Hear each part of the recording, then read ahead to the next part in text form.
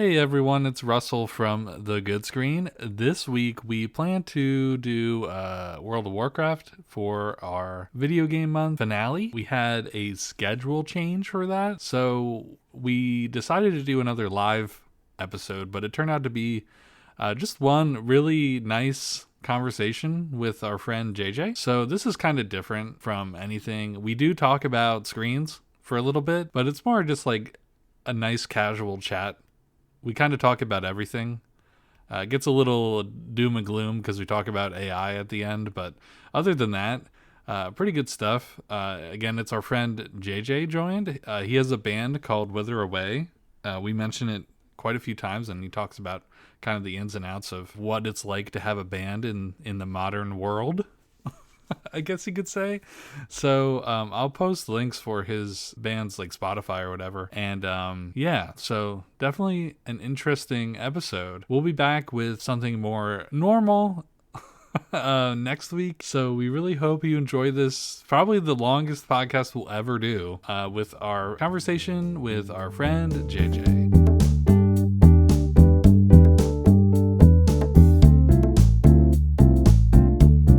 Lauren, do you want to introduce our first guest?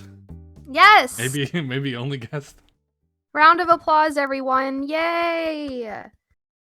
Yay. So our first guest today is our dearly beloved friend JJ.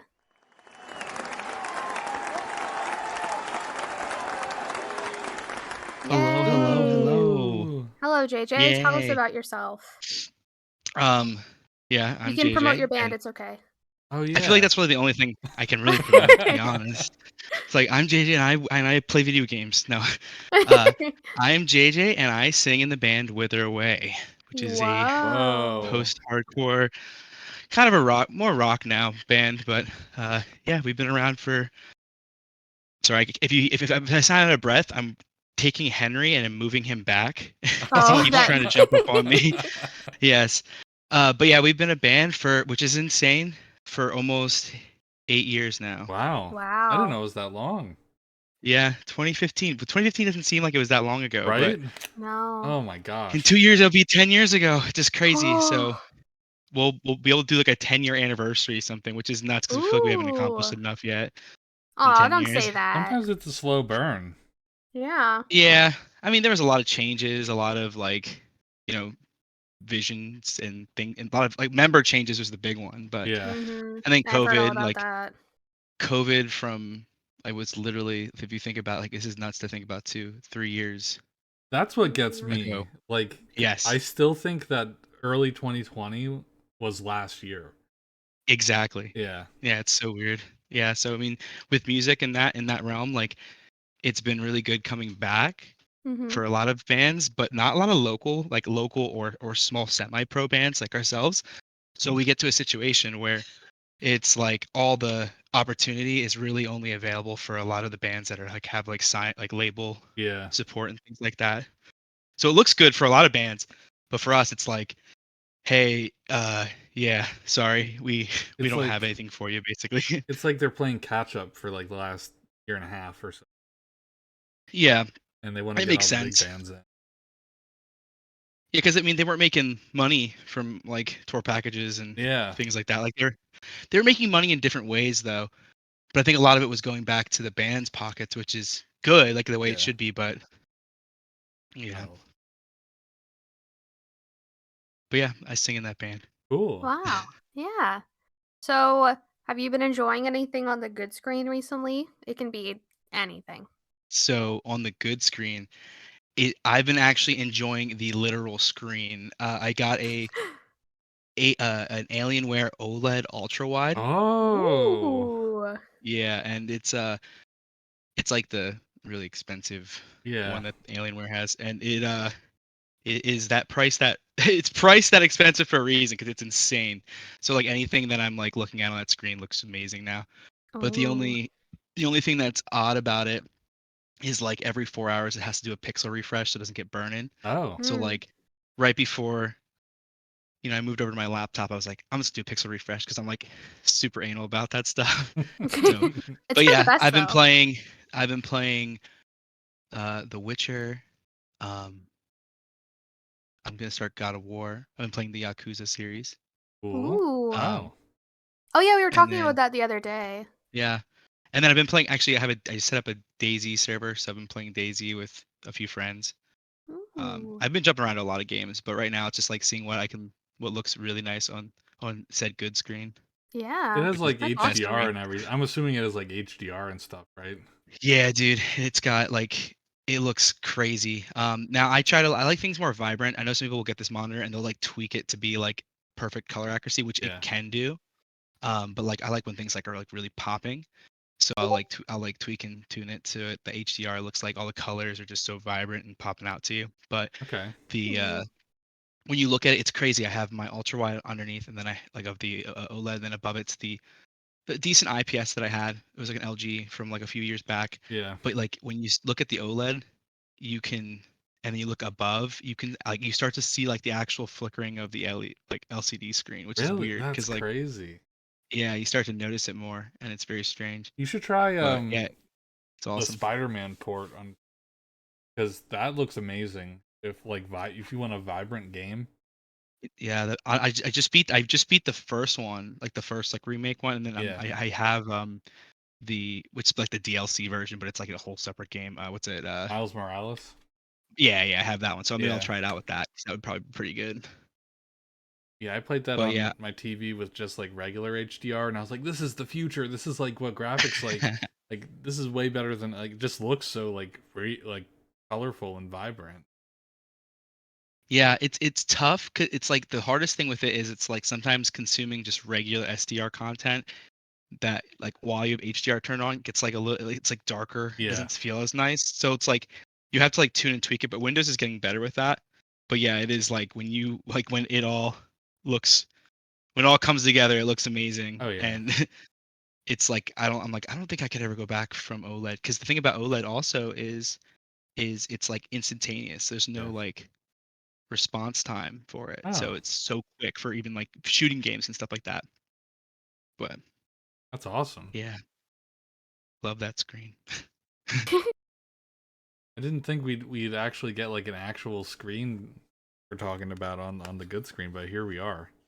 Yeah. Here, yeah, it's the best screen until this year. So now there's gonna be even better ones coming out. So That's how it always goes with computers. yeah. Well, I got I'm still rocking a 1080p monitor, but I got a on Black Friday a $90 deal on a like a 165 hertz Dell monitor. Oh yeah, I saw that. No, Yeah. that was a great deal. It Yeah, was awesome. it's a really good monitor. I just like I'm down to one now, so I'm like really good at managing my windows, but like it's pretty good. Like the difference like when I go to work, I notice it's different, and like the first few days after like, I got this, it kind of hurt my eyes to go back to work and like like not have the same refresh rate. So it is kind of weird. Like I see what you're coming from with like the OLED to like flickering. Like does it ever hurt your eyes? Like go Uh back and forth? No, so I feel like I had I had a VA panel before, Yeah. which was 160 hertz, and that would it was so vibrant on that screen because that like had like perfect contrast, but it had like a blurring effect when it was it wasn't as quick response time, Yeah. and that would hurt my eyes when I'd flip back and forth between the IPS, and the IPS was better, more of a productivity monitor. So like it it doesn't I have it like tweaked well, so it's like my eyes don't feel like I have to strain them, Yeah. but it's still one of those things that's like not as pleasurable to like when I like walk to my desk and sit down and look at the monitors right away. I have like the backgrounds, all like different backgrounds set. I'm like always I look at the top one, I'm like ill, and I look at the bottom, it's like oh, it's so good. Like I Yeah. don't want to see the top one. I even I even though it was like thinking about like what if I just got rid of the other ultra wide because I have two ultra wide stacked, Whoa. and I was like Oh, that's yeah, a lot. yeah, it's nice because but it's nice. I've gotten so used to having like the ability. It's basically one ultra wide if I'm playing games. So I play everything in 21 by 9, and Yeah. then the top two screens they're either always split down the middle, so you have like basically two extra screens up there. So Discord, maybe like a browsing page, Yeah. or I Mhm. have you know Discord in a small box on the side, and then like Spotify on a small box on the right, and then a browser right between them because you can get do like those like Oh. presets and stuff. But Mhm. it's real nice. I don't think I'd go back to regular like 16 by 9 gaming. Maybe I'd go to 16 by 10. It is tough to But go 21 back. by That's 9, it's amazing. yeah. Yeah. That's why I never pulled the trigger, because I was like, I'll get one of these and then like I will never be able to like play a game on my TV again or something. Yeah, it's not the nice thing is these monitors, a lot of them have picture in picture. So Oh. you actually can connect in, and like this one specifically has like retro mode and such. So like you can throw in like old consoles and Hmm. then you'll have it just blocked out on your monitor, but you'll still be able to do everything on your monitor. Huh. Um, which is pretty cool. So you can play like consoles and such Yeah. on them. Yeah. That's actually pretty cool. Yeah. Lauren, do you want to talk about your monitor? What about my monitor? Yeah, it's amazing, right? Which one are you talking about? The whatever one you have in your office. Oh, is it actually good? No.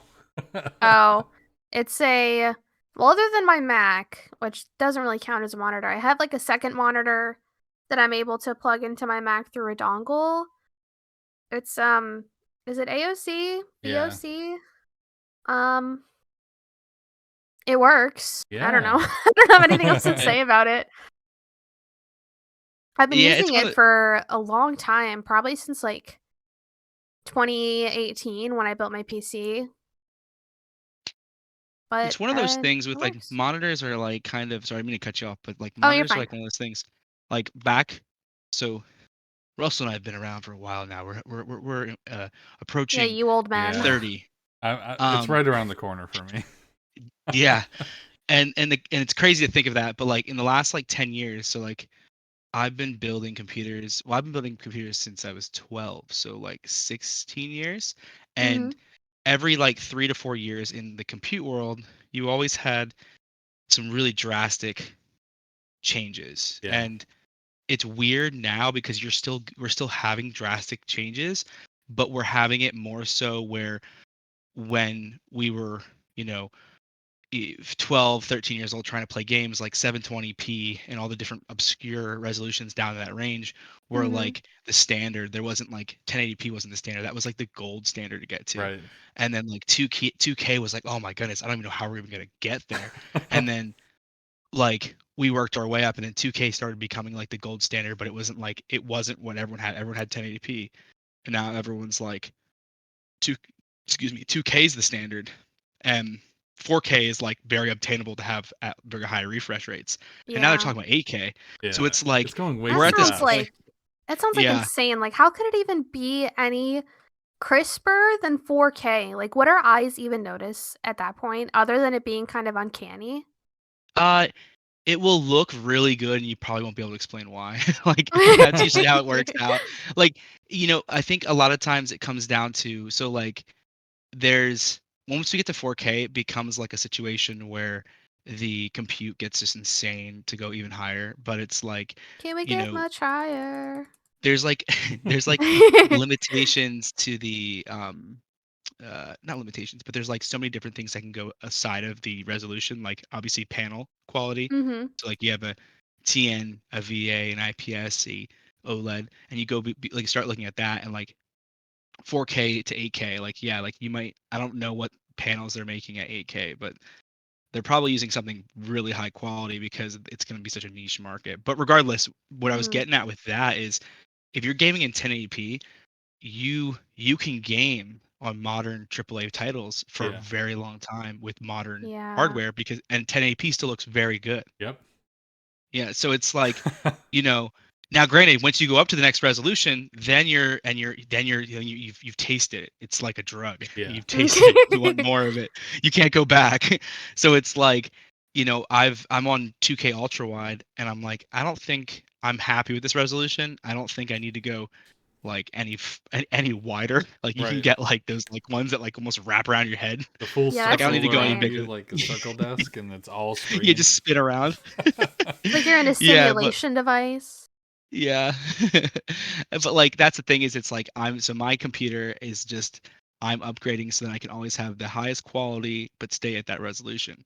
And I Mhm. think with hardware we're at that point where it's not like in 3 years I need to upgrade my GPU again, because Mhm. it's just not going to be able to do it. But like if I upgrade resolutions, there's a possibility. Yeah. But Yeah. I've been when I built my computer, it was like 2016, and I was playing games off of my laptop, and I think the Mhm. resolution of my monitor was a little above 720p, like it was a 4 by 900 or something like that. Okay. Um, Yeah. and I was like, I kind of want to get like and it was like a 19-inch monitor too. It was really small. And I was like, I need to build a PC, so and then I got like the 24-inch monitor and the 1070 at the time, and I was like, it cannot get any better than this. And like until like literally just like last November when I got this monitor, I used that same setup, and I was like, yeah, it cannot be better than that. I Yeah. don't. I hate upgrading my computer because I always get nervous that I'll break something, but it's terrible because I work in IT. But like I'm like the opposite. Like this has to work as long as like it has to blow up. Yeah. You keep talking about how you're waiting for your computer to blow up so you can like buy a Mac or something. And I'm like, if you want it I that don't know bad, what I just get want the damn next. Mac. Yeah, I Yeah. don't know what I Do a want next. Hackintosh. Yeah. Um, I was thinking about getting a Mac because like I don't really like I play some games, but like I have an Xbox and I was probably gonna get a PlayStation, so like I don't know if there's like a super important point for me to have like a PC, like a huge tower anymore, and when I can just like bring one of those over to my desk and like just plug in a keyboard and mouse to it to play Halo every now and again. Yeah. But I don't Yeah, I know. don't Does We'll know. it cross that bridge when I get. I'll probably build another. does OS X support what's the thing on like Steam OS? Is it Proton? I So all the Linux conversions that they're working on. um I know OS X is Unix based, so I wasn't sure if there was like because I know like can't you play games with using Wine on you on can Mac? play some games, but there's a lot of hoops that you had to go through. Not everything's M1 supported now either. Oh yeah, that's a So big problem. so like Yeah. the- Even I have a lot of trouble finding games that I can play because I have an yeah. M1 Mac. Yeah. But like also Apple isn't really going to prioritize gaming outside of their little realm like of Apple Arcade too. So Hmm. like for example, one of the most recent things that they put on uh, OS 10 was the Resident Evil 8, which was like an actual like full-on Mac conversion of the game. And Oh it's wow. supposed to run like pretty well even on like a MacBook for what it's worth, I guess.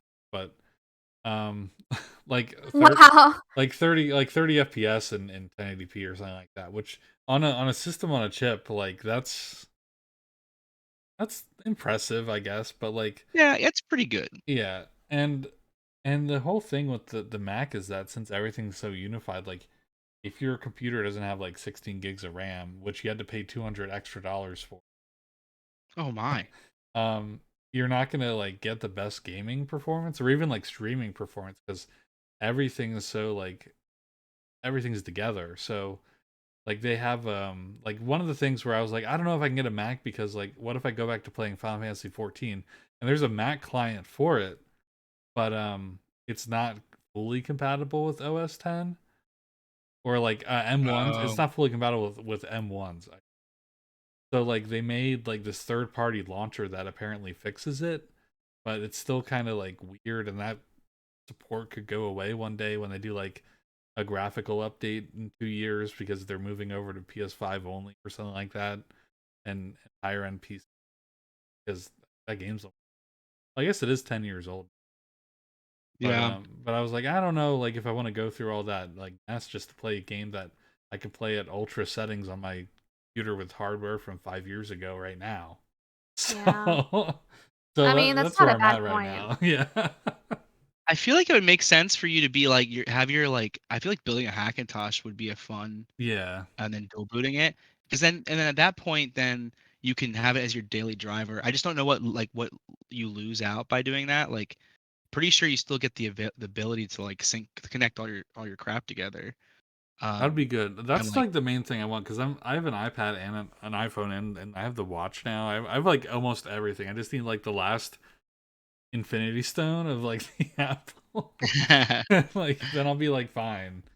But or that you just get like an I or like a MacBook Air or something like that. Like just yeah something small for it and then just still have your gaming PC. Mhm. because That's possible I feel like too. I feel like with the M1s, like it's really cool to see in like the and like I like all the nerdy stuff, like seeing like what they're doing with them, but then at the same time, it's like it's making it's pulling them further and further away from being able to like get more support for other things. Yeah. And then Mhm.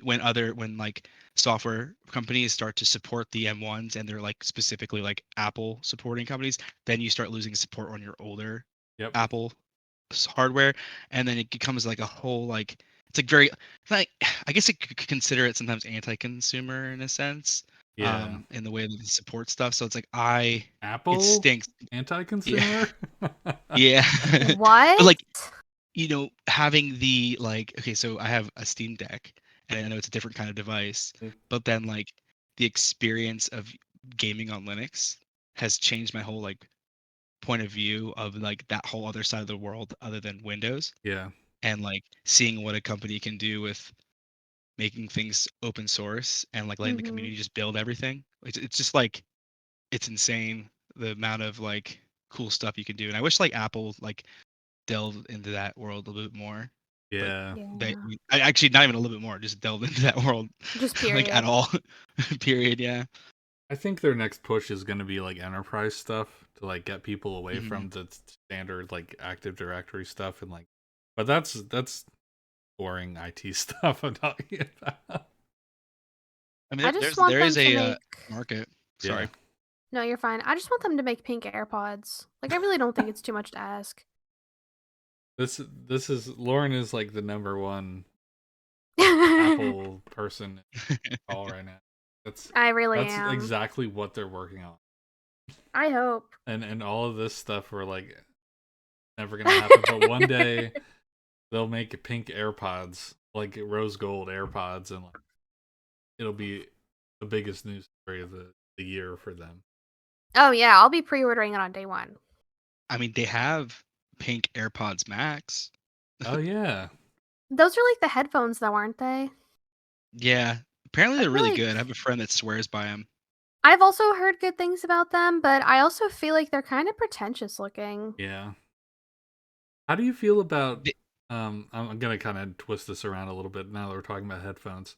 So Mhm. JJ, how do you feel about open back headphones? It's funny you just mentioned that because I have a pair of Sennheiser 6XXs from Drop, Okay. that I use for mixing, and they're open back. Um, Typically, when I use open back, I will use them for either one of two things, which is mixing, Mm-hmm. like in music wise, because you get a better sound stage, Yeah. or even gaming. Gaming it really helps like open up. Now they're not like those ones aren't the best ones for gaming. They're good, but they're not like everyone swears by like the Sennheiser. It's like 800 somethings. They're like eighteen Like the hundred brown dollars. But ones. I want to get the brown ones. Like I think it's like uh, pearl or something. let me see what they were again. I know. I think that actually. I think you might be talking about the five Like something they're like beige and Sennheiser. brown. Yeah, five. Is it the 599? Let I me think so. see. I don't know. But Yeah, the 599 open back. yeah. They're like 200 bucks, right? I think it was like Um, $100. They might have been maybe on maybe sale like a little. I was browsing a few days ago. oh, yeah. Yeah, on Amazon for $106. I think they actually have really good reviews, but if you're Yeah. ever like looking for a good breakdown of like ratings, I like the way ratings.com, rtings.com does all their reviews. Okay. Um, and they'll like explain like they go into depth of like everything, like the imaging of it and all that stuff. But Hmm. yeah, I mean open back is nice. Now here's the caveat to it. So I was just playing a game of Call of Duty with them on just to test them, and I was tweaking them and all that. Um, and Amanda's sitting behind me, and I like crank up my amp like real high so I can hear. Like I don't have the speakers turned on at all, but I can blend them together if I wanted to. Yeah. But the thing is she can hear everything that's happening in my headphones because they're so loud. Oh So it yeah. sounds like Oh I'm like god. blasting my ears But to you're, death. the funny thing is like that's the point of the open back headphones is to like make it so that you don't like create like a sound vacuum and like hurt your Yep. ears. So it makes it easier to listen to also Yeah. because like you can like it's like the sound stage is there like with like when you have them closed and with noise canceling and like ANC and such like you lose a lot of that, so it makes like if hmm you're listening for footsteps in a game or such, it makes it very I feel like it difficult sometimes to hear because it all blends in, kind of Yeah. creates like that negative pressure, or creates that pressure too. But yeah, I'm a fan. I like them. Okay. Yeah, I got I don't know, like someone like on a podcast I listened to was like, yeah, so I was having like ear problems and like someone told me to like change to open back headphones and like my problems went away, and that's someone who wears like a headset all day. So like Mm-hmm. it's kind of hmm like keeping your ear like imagine like how like sweaty your ears would be if you wore a headset like Ew. 16 hours a day. I literally wear a headset for probably about almost 16 hours a day 16 because I hours a wear day. I wear these ones. So I have like the Arctis wireless, like the Arctis 7s or Yeah. 9s, I forget when they are, but I use this for work, these ones for work, and then I Mm. go over and I use the Arctis Nova Pros. But now I hate the way the microphone quality sounds on these. Okay. Like it's just 'cause wireless microphone does never sound as good. Now the Yeah. Nova Pro ones sound really nice if you go wired, but they sound bad wireless. And I also have like a really nice audio interface and nice headphones. So I was like, why don't I try these ones out? But the problem is, it's like I was saying before, if I'm doing another thing to note about open back, if you're doing like podcast, is a good example.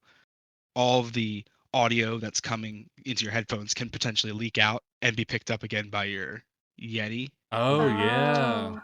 so I actually have two pair of headphones. I have Shure headphones for when I track, when I'm doing my own vocal tracking, because I can't track with these ones, or you'll hear the click come through the Okay. microphone. Mm-hmm. Yeah.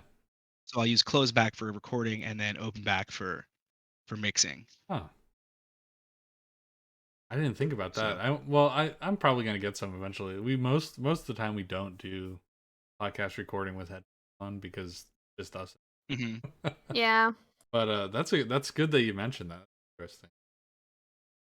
yeah, it's just something to think about when you're doing that. But it's not going to be as jarring as like me recording vocals because I always have the metronome clicking, Right. so you always will hear that.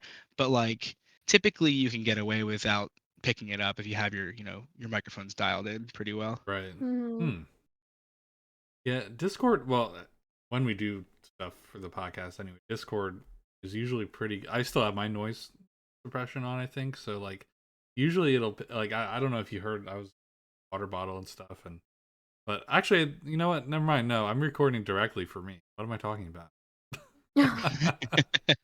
So, um, yeah, that's so. Lauren, AirPods Max. um. Yeah. AirPods Max. Are you gonna get them? No. They're Okay. $500. They're pretty They're pricey. Yeah. $500. Yeah, They're My crazy. but gosh. apparently they're amazing sound. I mean, the one guy I play games with, he is very much like Apple, Apple, Apple, but he also gives credit. In the audio world. He uses those to game, and he's like, he swears by them. He says they're incredible, best audio he's ever heard for, especially for $500. Because when you I hope compare to it's like, incredible. It better be. I mean, I really need a new headset. Mine are crumbling and falling apart. Like the padding of it. Yeah. But I don't know if I want to spend $500 on them. That's if so. It's twice the cost of the Apple Watch that I'm looking at. Like, how does that make any sense? That it's just feels I so guess weird to me. yeah, it's like a I mean, it's you're paying a premium, but it's like I would say if you're someone that would wear them, like you want a end all be all for a pair of headphones, Mhm. um, that you use for your all your devices. Yeah. You use them for even if you're gaming, you're listening to music regularly. Um, Mhm. it wouldn't be a bad thing. I couldn't I don't know. I feel like it's easier to justify like headphones that are at that price than like paying almost $300 for earbuds, because I feel like Yeah. earbuds, you get Mm. to the point where like I mean this is my opinion for it, but I feel like with earbuds you get to the point where it's like you can use them for a lot of different things, but then like I feel like when you start to go on like computers or you're gaming or anything like that, it just starts to become like it's lacking, I guess, in Yeah. comparison. But Even like Yeah. there's a ceiling for earbuds. Like every headphone or earbud type headphone like sounds a little similar. Unless it's like really bad, then it's like super tinny. So, but Yeah. especially for like playing games, like it's night and day. Yeah. And the only caveat to that, I would say, is if you're gonna get earbuds that are gonna fulfill that area, you're paying like like a starting price $500. Yeah. Mhm. You like so like and that's like music grade. Like they're in-ear monitors is what we use for like playing live and stuff, where they have like a certain amount of drivers in there. So like you can get ones Yeah. that are like 12 drivers for like $1,200, Oh, and like then if you want them custom molded, so like my earphones are only 3 driver, but they're custom molded, so like they go all the way into your ear canal. Oh wow. They're oh, molded to your ear. is that A lot safe? of yeah, no, you go to a audiologist and they put this like weird goop in your ear. Oh, Well, you can So do the same thing to get like custom fit, or I guess there is. It is like a thing, like custom fit. What is it called? Sound blocker. yeah, like the You know what I earplugs, mean? like Yeah, earplugs? like yeah, yeah, Oh yeah, like I guess. earplugs as opposed to earphones to wear to like concerts and stuff like that. yep, yeah, you can get Because those if even if you're attending a concert, you should be wearing earplugs. yep, It's ones that just like too lower it loud. by like 20 decibels. I have ones that I have, but I always forget to bring them when I go to concerts. I was Wow. thinking about wearing them to like too many games this year or something, Really? because You it's think gonna it's be that loud? crazier this year. Well, it's probably going to be this year. I don't. I think. I don't know. What was I gonna say? I So don't know. it's like those headphones are like the ear version of getting a mouth guard. Yeah. Yeah, That's cool though. basically. Did I tell? Yeah. I guess I didn't tell you. I had to get a mouth guard. Oh, is it for do you have TMJ? Yeah.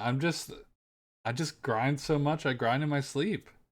Wow. Yeah, I Grind do the never same. stops. The grind never stops. No, it's Even stress when sleep. related, but like I won't get into that because this is a publicly broadcasted podcast. But definitely happened at a certain time for a certain reason.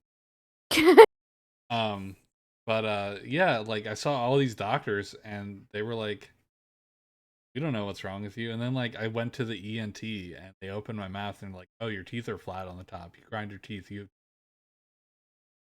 is it TMJ or Yeah. TGGM? JM? TMJ. TMJ. TMJ. Yep. It's tempomandibular joint. Yeah, so I mean, and it hasn't been as bad since I found out what it was, which is hilarious. But Well, now you're just like mindfully aware of now it. I'm just aware. Like sometimes if I focus in on it, I'll be like, yeah, yeah, and it always like was more of a problem after I ate.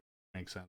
And then I went to the dentist, and they're like, yeah, you need a mouth guard or Invisalign, which apparently would also fix the problem because would realign my because I have an overbite. Hmm. So they're like, do you want braces or do you want a mold for your teeth? Apparently, the mouth guard is like way cheaper, so I might just do that. Yeah, and it's weird. If you go to like an actual TMJ doctor, they like charge you like $4,000 for the mouth guard. But Whoa. there's Crazy. a company you can go to that actually Amanda got, where it's like $180 and it's FSA HSA approved. Oh. Where Hmm. you do it all yourself. And I'm like, that makes so much more Huh. sense. Like, why would you like I Yeah, just think because I about mean, yeah. my brother, he when he had to get mouth guards done for football, it was just this paste you put in the thing, and then it molded to your teeth, and there you go. You get it like Dick's Sporting Goods. What the fuck? Yeah, well, that's for like playing Yeah, sports. It's that's different for that's sleeping, a little different. Yeah, like but you know what I You just mean. get this huge mouth guard. yeah. Put Russell, me in, coach. you gotta wake up. That's pretty funny. My mom said hers was like 400 some dollars. I was like, wow, that's okay. But yeah, I'll have to check that out. But yeah, that's why did I bring that up? Oh yeah, the ear thing. Yeah. No, your thing. Yeah, it's when I was saying like you were like, is it safe to put in your ear? Yeah. You go to audiologists and they like shoot this the silicone into your silicone into Yeah. your ear. I think that's what it is, right? And I'm thinking of like silicon, like the actual like CPU. Oh, They but yeah, just they put that shoot in a your ear. chip in your. They chip you. Now you can go to Google directly Yeah, and there type you Oh it in. go. wow. Yeah.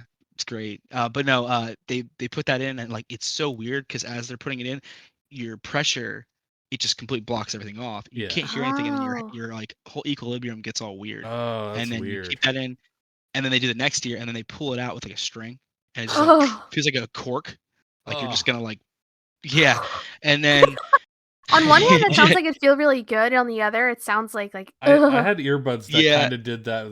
They really like they were probably That too sounds too very not small, healthy. too big for my ears or something like that.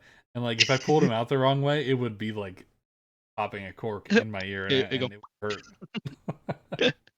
yeah, it's not it's weird. So like you almost get like a so when you put them in first, you get like an itch Yeah. almost kind of, and you have Ugh. to get your like canals have to get used to it, and then like it's weird. You have to use it's like ear lube for the first few times until you're Mm. like until your ears get used to the fact that you're putting things that deep.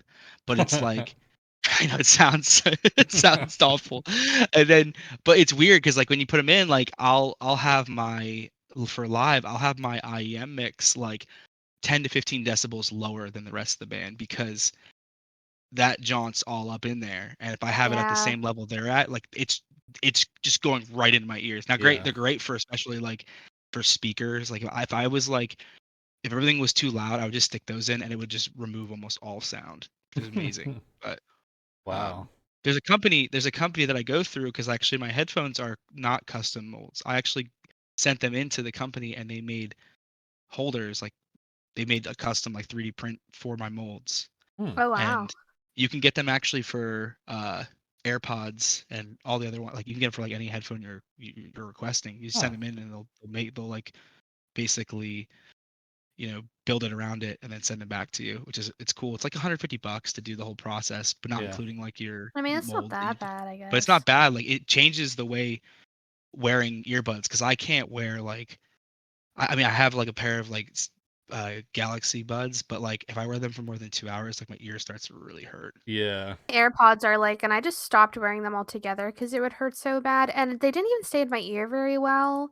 Mm-hmm. But I do like the earbuds that Apple has that are basically AirPod They're the shaped. And I don't same know if it's thing. just it's the same thing, but I like them so much better. I don't know That's weird. what the difference really is, but Maybe there's weight, probably a weighted difference, like the way it's like hanging down. I would Yeah. assume maybe. there is a problem that like a lot of the population have with with Apple earbuds, and like I think they addressed it for the most part, but like back in like mid 2000s when they would ship like you get like an iPod Nano and you get Yeah. the earbuds with it, Mhm. there was like half the population like loved the way they felt, and the other half like me, you put them in and your ear would just automatically start aching, Yeah. Oh, I like it would loved those. hurt. See, I I guess couldn't I do was it. a minority. Well, I you like were them. the only other half of the people that like loved them because they were like they'd fit your Mhm. ear well. But like there's for some weird reason some half like population were like struggling to wear them, which is weird. So I think they changed the shape, and maybe they I think they ticked off the other half that liked the other the other shape. But yeah, it's interesting. Earbuds are like I have yet to find something that other than going the custom route that like you can keep in your ear for the majority of Mhm. for longer than 4 hours. Or not have Sony them I don't think it meant to hard. Sony be there. used to make these earbuds that were like the best. They had like they weren't like silicone tips on the end like normal like earbud or whatever.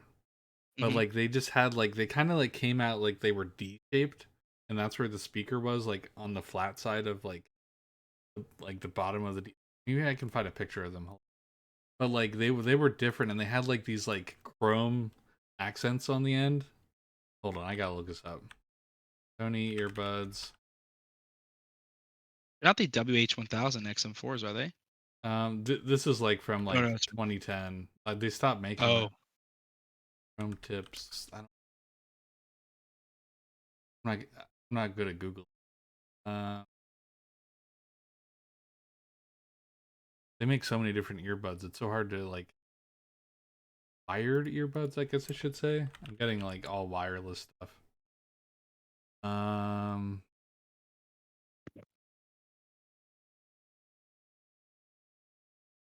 I don't know, but they were shaped like totally like different from any kind of headphones that I ever had, and they felt like they like hugged my ears. Like they They Wow. They felt were good. I lost them. I would probably, well, I probably wouldn't have them anymore. I probably would have had them for like quadruple the amount of time that I did because they were just like the best. I'm so mad I can't find these. It's interesting how sound is one of those things that like obviously when you get into like certain new like forms of like Bluetooth, like what's it's like the is APCL or something like that. It's like different kinds of like Bluetooth like codecs and stuff like Yeah. that. Yeah, like that stuff is making wireless better. But like if you have like a really nice pair of headphones from like, you know, 20 years ago, like a Hmm. really good pair, chances are they still sound incredible Yeah. Yeah. today if they lasted the time. Like when you got more expensive stuff, usually it had like replaceable cables and things like that, so that because that was like the first thing that would go. But like Mhm. audio quality stuff, like we have for our record player a pair of Sonys that are like from the 70s.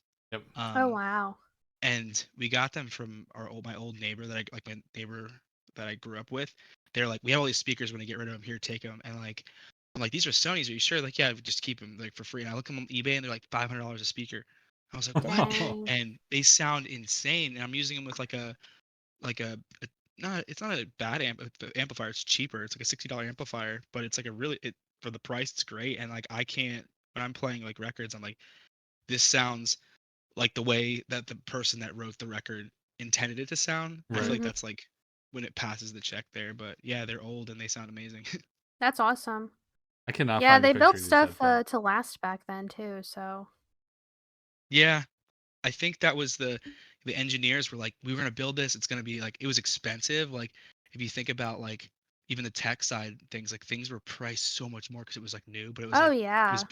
it was built to last. And then you start thinking from a marketing and like a well they're not gonna buy any of the new versions unless we like we've already given the best. Like how do we monetize this? So like we Yeah. make a cheaper version that isn't made with the best quality the best materials. And like I think Sony what Sony was there's like a term for it. The Sony they were like it was coined something death. Uh The Sony Death? it's like well it's like they basically there was a whole conspiracy that Sony made things in the early 2000s that they were like timed to die. Oh. Oh, that like just is true though, isn't it? Especially with Apple products. Like planned uh, obsolete whatever. Obsolescence. Obsolescence? Obsolence. I'm Obsolence? looking for the term. I just was reading about it, but like it's funny that I saw it when I was reading about stuff, and I was like, that's funny. I had a PSP that was perfect. Like I took care of it so well, Yeah. and Mhm. I even was like as a kid was weird with my stuff where I would like get like a brush and like dust out all the, the ports and stuff like that. Oh Like I would wow. just even like wipe it Wow. down and stuff. And like Yeah. the screen just one day I was just like playing and the screen just Gone. completely like it wasn't like it didn't break. It was just like half the screen stopped working. Oh wow. Huh. And I was like, what the heck? And I contacted Sony. It was like a year and a half, so it was out of the warranty. Ah, And they like were gonna they were gonna fix it for literally the price of a new one. that's I was like, crazy. Oh. okay, yeah, it stinks, but it's funny. Then I got a PS Vita like recently, like probably Mhm. about 2 years ago, and that thing's been awesome. But um, They can't sell you now a that new one though. So yeah, yeah, and like Sony's funny. They keep releasing updates for it, but the only reason they release updates for the Vita is because people keep hacking the update, yeah. and they just release updates to fix the hack, like to like to keep people from hacking them.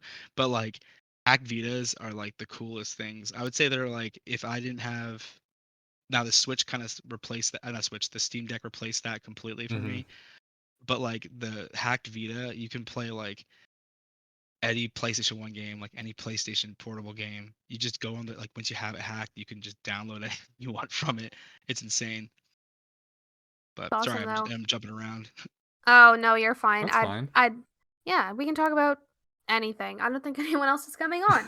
So the stage is all yours. Dang, the stage, the stage. Yeah. Now you're just Now making that pressure.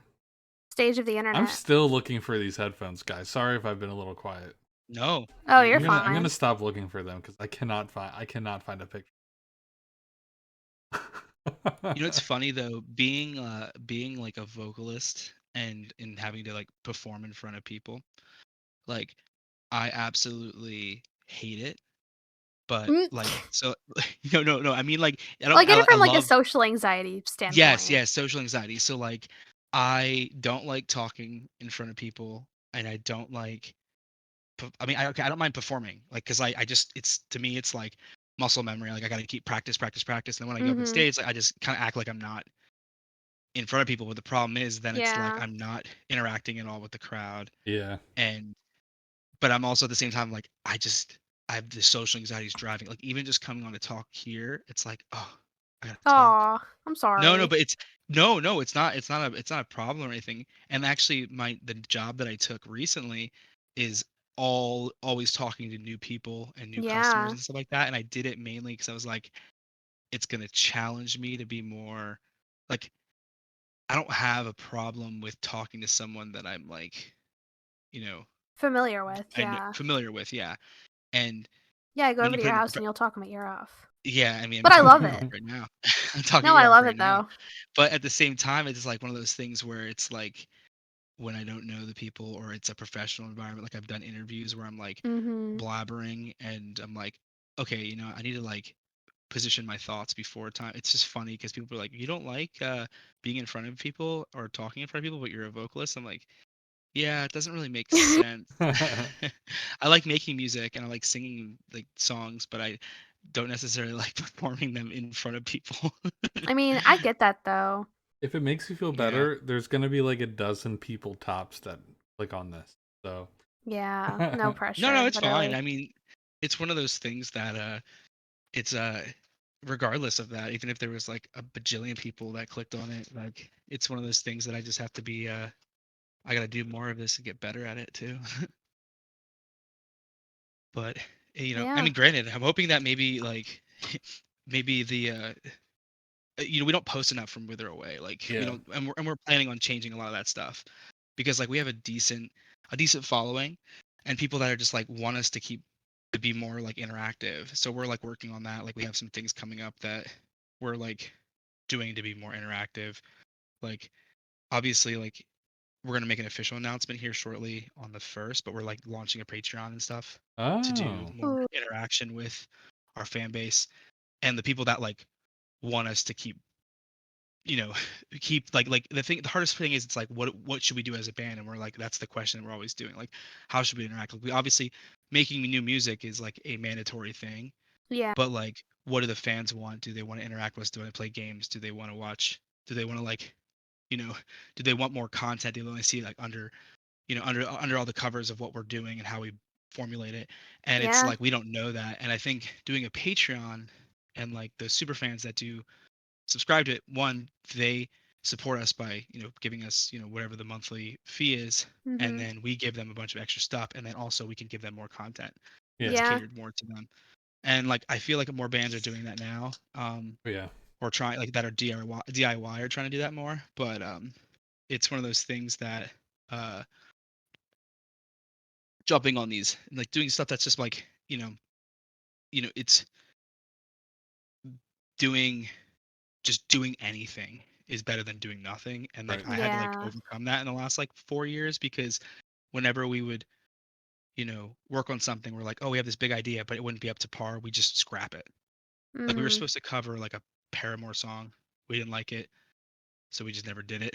And then we just Weren't you forgot doing about the it and cover buried it. for that one anime intro or something? Oh yeah, we actually it's doing really well, and it's actually doing really well in like Japan and stuff, which is really Oh, cool. Oh, nice. that's cool. um I was in gonna the say last because song covers and like behind the scenes vocal tracks would be a fun thing to put on a Patreon.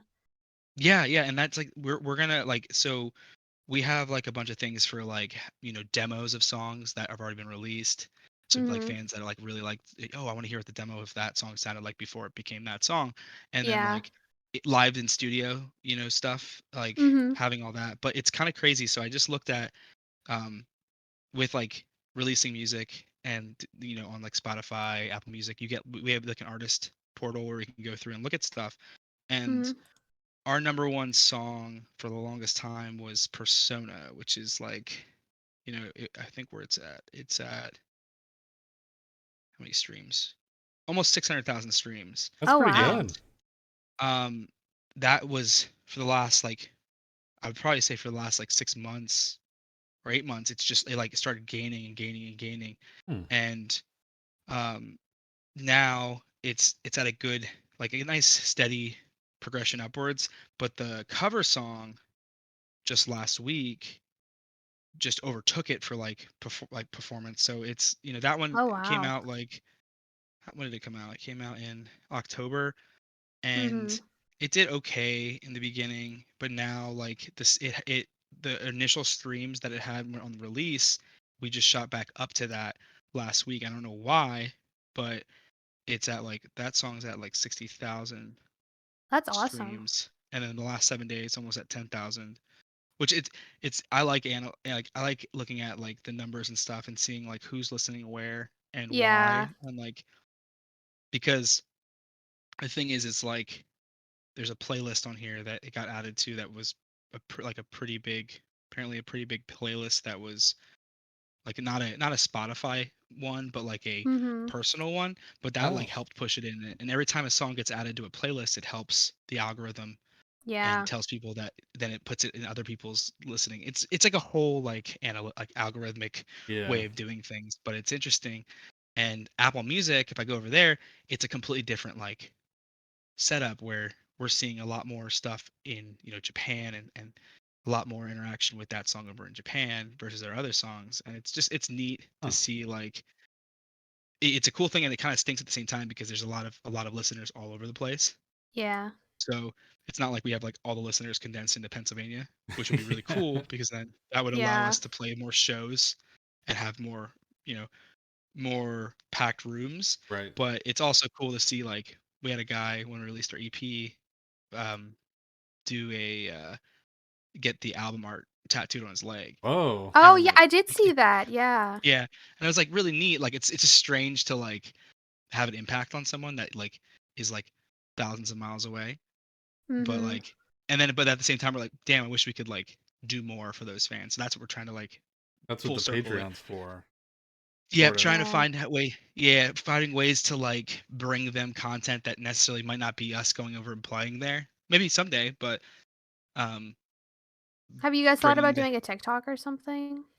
you know we we've it's like it's almost an swallow your pride kind of thing, and it's not even Yeah. like so like when TikTok was starting off, it was like there was all the controversy with like security. So like me being Yeah. a security professional was like, I don't want to bite the bullet. But then I realized like seeing some of my counterparts like in other bands and stuff like that just do absolutely nothing on TikTok, but like with the intention of doing nothing, but posting just random stuff every day, and seeing Mhm. the return of that nothing being a lot. Like it's like, Yeah. oh my gosh, like you just the more you posted, the better the algorithm treated you early Yeah. on. It's leveling out now, but like we've talked about just getting a TikTok and setting it up for like having it like almost as another piece of social media that we can promote like shorts and promote like clips of music where someone might just pop up on an algorithm, because like there's some people that just primarily scroll through TikTok and that's like their form of Mhm. social media. So that's an Well, outlet that we're even if missing you were out on. to get like your songs and stuff as a part of their like music uh Library? It should what's it be called? there. Library. Yes, but if you were to start just using it in whatever random videos you made, then it would like boost its recommendation for use and stuff like that. What would you Yeah. do if one of your songs wound up being like a TikTok meme song? I And like you mean, that's the best thing that can that happen to that is a people these good days. thing, I guess. But like, Yeah. would that be the moment where you would be like, we have to make a TikTok? We're the band. I mean, okay, if it became a meme thing, of course we'd be like, okay, Well, well now it's I like guess they're not really like meme songs. It's like TikTok trend songs. I don't know. the I feel trending so song. Yeah, old yeah. when I talk about TikTok. Like something that people just like post like something totally unrelated, but like it goes with like the song. I guess The that's song, how yeah. it works on Yeah. TikTok. Yeah, I mean, that would so like the big thing for us and what we've been told by a lot of the like industry professionals is like as musicians, like the music's there, they're like, your music is on par with a lot of the people that have 10 to 20 to 30 times more like listeners than you. But the problem is, it's like you're not doing anything to like, you know, I don't like to use the word groom, but like like like I that's the word, like the first word that popped in my mind, because I always use it like groom the algorithm and things like that. You're not doing anything to like, you know, amplify your listeners. So like Yeah. doing TikTok was just free marketing basically. Yeah. So it was one of those situations that basically they're saying you just need people to hear your music. So if it goes viral on that, like there's a good chance that yeah, that song's gonna people like, oh, I like that song, I like that song, I like the song, and they're just gonna listen to that song. And there's people that listen to things like that. They listen to the trending TikTok songs. Yeah. But there's the people that are Hmm. like, oh, I've never heard of this band before. I'm gonna go listen to their catalog. And the thing is, we have a catalog of like, what is it, 20, 21 songs, I think. Yeah. Which is a decent catalog. So it's enough that we think that most of them are pretty decent. So people are going to be able to go back and listen to the whole catalog, which will. It's not like you have one song or three songs and one goes viral. Now they only have those three songs. They're going to be waiting for you to make more. So the positive thing about being a band for so long and having at least a decent catalog of music is that if we do blow up, we do believe that the songs that we had made, 5, 6 years ago still stand at today's time. Right. And people could go back and listen to them, and they could technically go through the whole catalog, like really enjoy all the songs and then repeat, so they could continuously listen to the music without being sick of you know the oh, I'm listening to the same songs over and over again. Yeah. So that's the Yeah. pro there. So like, if that's where we're like trying to figure out ways that we can, one one take care of our diehard listeners today, but then also hopefully open up a new market for new listeners and finding what that is. That's not necessarily the Patreon, but the Patreon might show other organizations that like do promoting and like PR and things like that, that like, oh, let's work with this band to like amplify them even more because they are serious about their current listeners. And if we can amplify them more, they can get more listeners, especially in that Patreon realm of things. But it's Yeah. like it's a very tough thing to do because you don't want to in late 2010s and now into the 2020s that we're in, you don't need a label to do these things. You can do everything on your own, and like it's been shown through like TikTok and social media and stuff like that. That's a possibility, Yeah. but it's like a lot of it It's a comes one down in a to million type luck. thing a lot of the time. Yeah, it's chance. Like your video on TikTok, you could have like the best TikTok video and it doesn't do well, and then you could have post something so stupid and it does incredibly well. Hmm. And then you're Yep. you know, it's unfortunately that is the world we live in. So But everything gets somehow. I don't know how everything gets views on TikTok. Like I yeah, posted like first thing I only ever thing I ever posted on TikTok when I actually used it was like a figure unboxing, and it got like over 1,000 views, and I yeah, had it's no crazy how that works. followers. Yeah, it just drops the stuff in people's like scroll. Like I posted one video of, it was a stupid video, but like one video of Lucci over top of the Persona song, and like it got like similar situation. It's at 700 some views, but like I didn't do anything for it, and Yeah. it was a new account. And it's like if I keep posting that, like stuff like that, it would it's like almost compound interest. It's Hmm. like Yeah. once that, then the next video, let's say it goes up to like 10,000, and then like you might be at like 1,000 per regular video. Then next like semi-viral goes up to you know uh 30,000, and then everything, it just keeps growing and growing until you have like 50,000 followers, and then you're getting an average of like 50,000 views on one, and it keeps going up and up and up. And it's like I need you know that's where I'm almost like I need to like swallow the pride and be like, okay, let me plan out the week of what I'm going to post, even if it's not perfect in my eyes. At least it's content to possibly go on someone's radar that may like our stuff. Yeah. Yeah. Yeah, It's it's tough. it's cool too because like now, like back in the day, it was like they'd go on tour, and that's when you'd see them, Hmm. and that was it. But Yep. like now with like TikTok and everything, they'll do like live stuff and be like Q&As, and there's no record label at all associated with it. So they're just like, yeah, this is how we have all of our equipment set up, and this is what we do on our off days, and like it could be like a pretty big like even like if you wanted to use more secure, like, well, I don't know if Instagram's more secure, but Oh, less of a national security. Like that, like it seems to be like the next step in with like engagement for bands and artists like at all, and I feel like I'm behind in like just realizing this now. yeah. Yeah, But it's yeah, it's tough because like with TikTok, it was just so much thrown at you at once. You know what I mean? yeah, Like you had Vine. Vine made sense because it was like everything was short. You had a limitation, and it like lived a purpose for like mainly humor and like just quick entertainment. right. In TikTok, it's like you have quick entertainment, you have humor, you have how-tos, you got music stuff, you got like It's got anything under the everything. sun, everything. And you know, in a typical like reflection of like how social media works, you'd be like, oh, it's just too broad. But the thing is the more people that download the app, the more power it has to place anything into anyone's circle. So Yeah. then it starts building an algorithm based on what you look at, and it takes into account one likes, shares, um, subscriptions and all that stuff. Even just how long you view the video, if you view it in its entirety, that takes all those things into account. So then, it can build a personalized thing for you that is completely different than someone that just likes cooking. You know what I mean?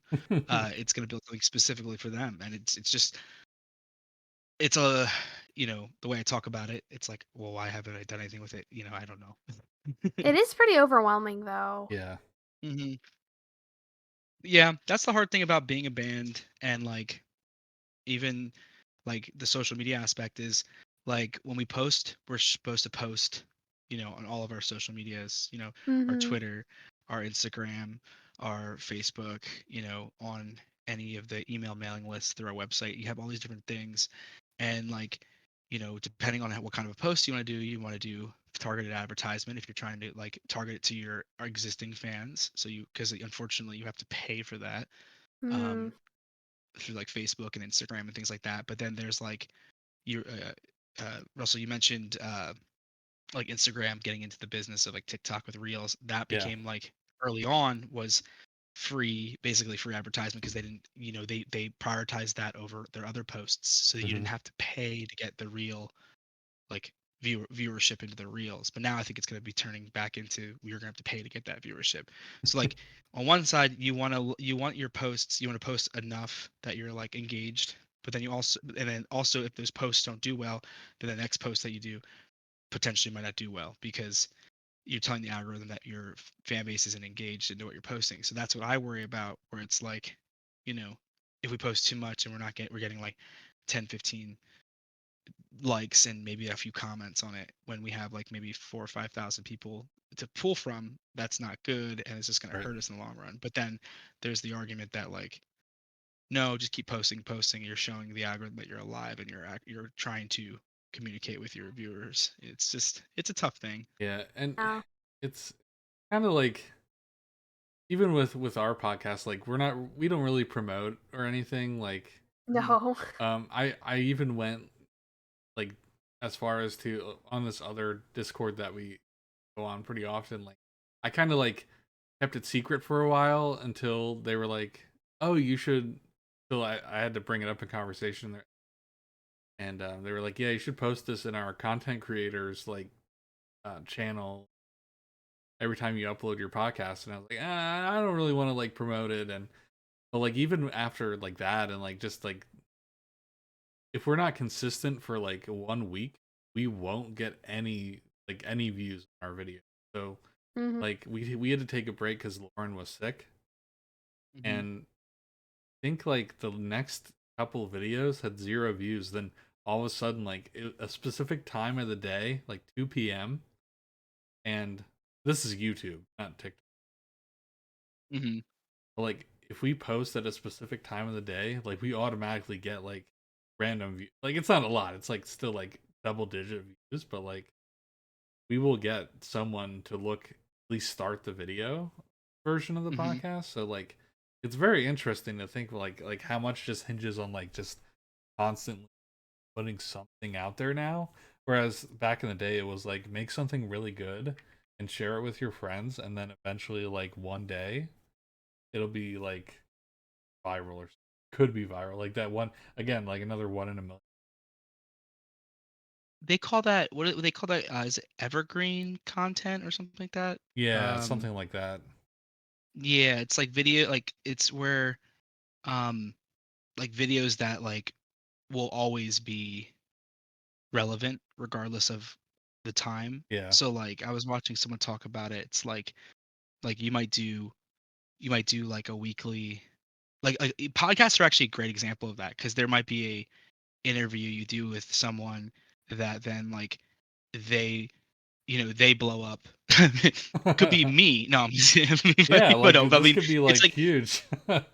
yeah, it's one of those things is like they blow up and then you go back and say, "Oh, I'm looking for like early interviews of that person," or you're looking and it's like, "Oh, this is from like, 5, 10 years ago before this happened." And then that becomes like evergreen content where Yeah.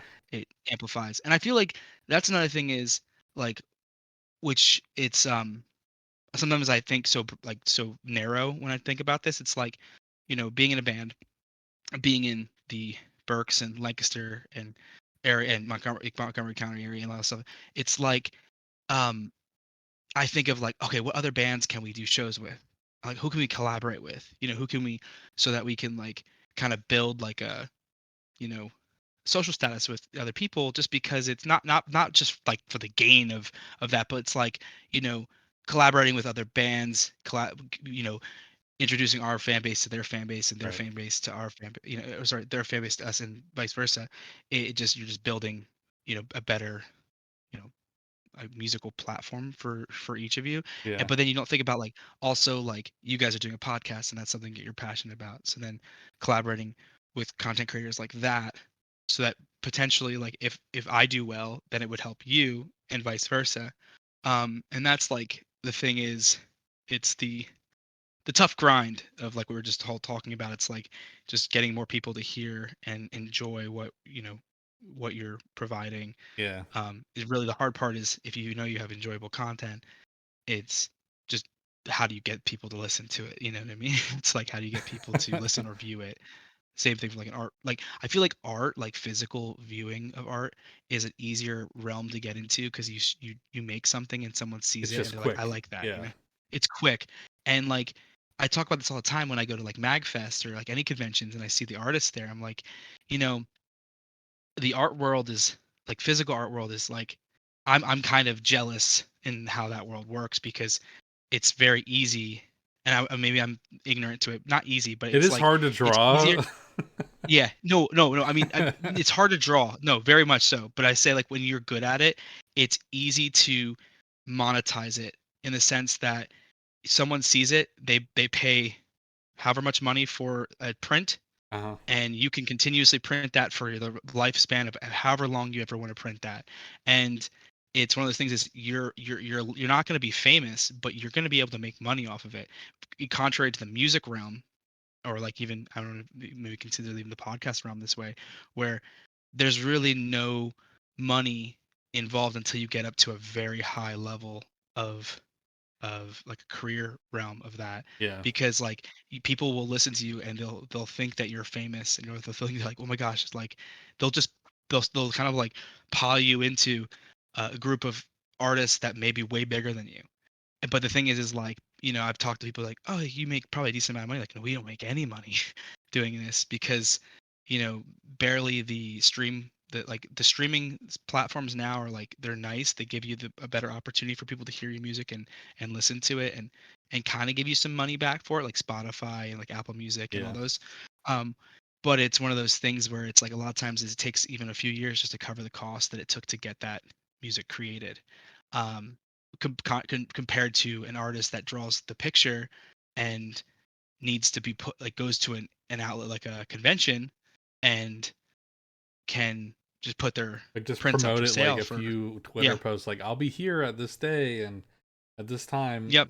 I'll have 500 prints or whatever and they'll sell all of them. That's like Yep. a lot of Yep. that'd be a lot of money Uh, probably. yeah, I mean the cost of the print is like I mean I don't know how much it costs to do a print, but I know it's not nearly like if you charge $20 for it was like 11 an by 8 by 10 or yeah. 11 yeah, yeah, any of those prints, like it's not going to cost, it's probably going to be like 500%, at least 500% less Hmm. for the cost of it. But great, it doesn't take into account all the time it takes to draw. But it's one of those things that's, when you're drawing, if you're doing digital design, the cost up front is the computer and all the different hardware stuff like that. But once you have it all, and you start selling prints, you get that money back pretty quickly, and then everything is just positive revenue after that. Yeah. Um, I don't know if I'm using the right terms, but basically, in that sense, it's like when we go to a studio work, it's always going to be costing us X amount of money to make a song, and then, you know, the amount of money we have to do to promote that song for people to listen to, because people are going to be more captivated with what they see from their eyes. So then Right. you also take into account the cost of art to associate that with the song, and the cost of visual, like video art, and all those different things that are associated. So like when you're a band, you almost want to like kind of build your band around having a lot of creative people that are like, they're like a Swiss Army knife when it comes to, you know, digital art, audio, like, audio engineering, all those different things, because you can save so much money in the grand scheme of things because you know how to do all that stuff. Yeah, But that sorry, I is know I'm going in depth into this. that, no, it is helpful to like have someone around to like that kind of can like. hmm But But I think the one thing for like actual like the one drawback for regular artists is just people who like click on it and save image and don't yep, do anything else. Yeah. Like that's the yep, one, yeah, like AI hasn't helped much either. and the whole AI has AI, made they have their own yeah. problem with that right now. But like I feel like that's gonna be a big like AI art is gonna be a huge like convention nightmare. yeah. No, Yeah. it is. Sorry, you keep going. I didn't mean to cut you off. No, that's okay. Like some, I- it's not that I don't believe the people drew the picture or whatever, or did like especially when it's a digital art, and I guess it's all digital art nowadays. Um, but like sometimes I'm just like I don't know, that kind of looks a little too like smooth. You have like to it, look at the it fingers. always looks yeah, but like what happens when like they'll figure out fingers soon, right? So Yeah, I so guess. like I'm just like that looks a little too like computery, and then like you don't want to ask them like, did you make this or did you put it in like a program? Yeah, no, So the AI art's like is complicated in its own nature, yeah. because like, and also, but like even going one step back to what you were saying, like the control, like the save as, Hmm. and print out yourself and then put it on, that is also like, that's actually, that's a really good point, because that's like Yeah. a big problem that, it's similar to like YouTube to MP3, Oh yeah. and then, but like one A thing about it lot. is replicating, you know, one of the caveats and one of the protections that musicians have versus artists is, if you take one of our songs and use it and upload it in something that kind of breaks the copyright, Right. it's the systems are there to prevent that. So like, or they're there to collect royalties if it's used in like a professional realm too. Hmm. Whereas an artist, you see this with like Fortnite and like Call of Duty even got like in trouble for this, where they just rip off the art, and um basically, you know, the artist's like, what the heck? And then it's just negative PR for the company, but they still end up using it, but then just like pay off the person or something real cheap, Yeah. or they get rid of it. But it's one of those things, it's like in the music realm, it's really hard to be like, oh no, like you completely sampled my song, and I've been notified by the, the like the, I don't know, The music who, police. yeah, the music police, basically, that it happened, so This is like the pay up. And like they get RIAA. even as they get even as technical as saying like, you need to give us songwriting credits if they wrote a song that was like similar to it, which is nuts. Like you saw it with Hmm. Taylor Swift and the Oh one, yeah. yeah, yeah, Well, yeah, I what's forgot that whatever girl's his name, face is but called, but how she has to re-record everything. yeah, it's crazy. And like the so like, yeah, you have those separations in that, but as an artist, it's like I even have a friend like like our one of our like artist friends, like not mention any names, but like they worked with someone big, and that group is popping off, but they ended up um, only using a portion of his art, not paying for all of the art he did, Hmm. and then taking some of the art that he did to another artist to redo. Oh. And then like it's just like sucks for someone that's like, oh, this is a big break for me to get screwed over in that sense. So that's another issue that like artists have, where it's like they could take what what you made and have someone else do it, but a little different. So now it's their art. Or You know they what I can mean? just upload what you made into the AI software and Mm-hmm. Oh yeah, that's another problem. yeah, so Yeah, like make yeah, it and look like that's the this. issue. I use AI when I'm trying to like formulate ideas to give the artist. So like, I would use like what's the big one, like Midjourney. Yeah. Um and I'd put in information, be like, okay, this is my idea, and it would pop something out until I do it a bunch of times till I find exactly what I'm looking for. But then I'd be like, here, I like the idea, like what this is like idea I'm like thinking in my head, but like not exactly. Here you go. And then it helps. I feel like it helps my artist then say, oh, I know exactly what you want to do with my vision involved here, and puts Yeah. it out then. Which I think that's the benefit of AI in some ways, is kind of bridging that gap of like understanding for like someone like myself who's not uh who's not talented at all when it comes to any form of physical art. So, um, but yeah, AI is definitely problematic. I like it, but at the same time, I can understand that it's going to be an issue for artists, especially for like I've seen on Reddit some people's like actual art getting banned because they're saying that it was made by AI. Yeah, like Prove Yeah. that's I think the whole AI art thing is gonna make um 3D art really popular. Hmm. Because like you can't have a computer like sculpt something out of clay, right? You can make it look like it. Well, Yeah, if you but use like Blender, in real life though, like physically like there, not like 3D printed, like this was made with clay. Like you can't do Yeah, I don't that. no. I know. mean, you probably could get an AI to build a 3D um like a 3D printer design, Yeah. and then do the rest of it with clay over Yeah. top of it. I guess nothing You is probably really safe. Yeah, dude, music isn't even safe. You Oh, you you can get AI generated music, Yeah. I and mean, like um, like I got an AI Eminem voice to say something funny one time. That was hilarious. Yeah. that's funny. Yeah, there are some cool things that AI can do. Like one of the things I was looking into possibly doing is getting like if you have like a really cool song, feeding the AI music and then like visuals that you think the song goes with it, and then the AI building like a video Mm, Oh, based on that song. There's actually some bands that have done that, which it's been really cool to see, because then it's like it's it's one of those things where granted it's still taking away from the artist yeah. like that they potentially would be hiring. But a lot of times I think the bands or like the companies that are making them kind of bring the artist in to help kind of not like help keep the AI, like take their vision and build it into the AI, like if that makes any sense. Right. So imagine if like taking like if you're an artist and you took all your art styles and put them in, and then see what the AI would do with your art alongside the visuals and stuff. I feel like that would be kind of neat as an artist. Like yeah, but if I can, it's like a double-edged sword because then you're uploading all the information for someone else to use as well without your permission.